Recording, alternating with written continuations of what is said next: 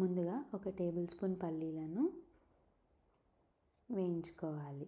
ఇందులోనే చిన్న కొబ్బరి ముక్కను కూడా వేసి డ్రై రోస్ట్ చేసుకోవాలి.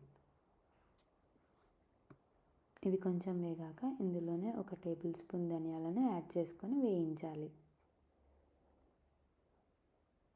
లాస్ట్లో దింపుకునే ముందర నువ్వులను వేసుకొని ఇవి చిటపటలాడేంత వరకు వేయించాలి. నువ్వులు కూడా ఒక స్పూన్ వేసుకున్నాను. ఇవన్నీ మిక్సర్ జార్లోకి తీసుకొని పెట్టుకోవాలి.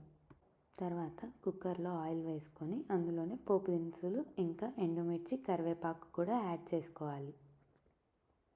వీటిలోనే ఉల్లిపాయ తరుగు అలానే 2-3 పచ్చిమిర్చిని యాడ్ చేయాలి. ఉల్లిపాయలు బాగా వేగిన తర్వాత ఇందులో అల్లం వెల్లుల్లి పేస్ట్ని యాడ్ చేసుకోవాలి. ఇందులోనే 1/2 టీ స్పూన్ పసుపు అలానే రుచికి తగినంత సాల్ట్ కూడా వేసుకోవాలి. ఇందులోనే ఒక టేబుల్ స్పూన్ కారం వేసుకొని ఒక టమాటా తరుగును కూడా యాడ్ చేసుకోవాలి. తర్వాత మనం ముందుగా వేయించి పెట్టుకున్న పల్లీలలో వాటర్ వేసుకొని పేస్ట్లా పట్టుకొని అది యాడ్ చేసుకోవాలి. ముందుగా కట్ చేసి పెట్టుకున్న సొరకాయ ముక్కలను కూడా యాడ్ చేసుకొని 5 మినిట్స్ వేగనివ్వాలి. తర్వాత ఇందులోకి వాటర్ యాడ్ చేసుకొని కుక్కర్ మూత పెట్టుకోవాలి. ఇవి 3 విజిల్స్ వచ్చేంత వరకు రానివ్వాలి. తర్వాత కర్రీ రెడీ అవుతుంది. లాస్ట్లో దింపుకునే ముందర ఇందులో కొత్తిమీర యాడ్ చేసుకోవాలి.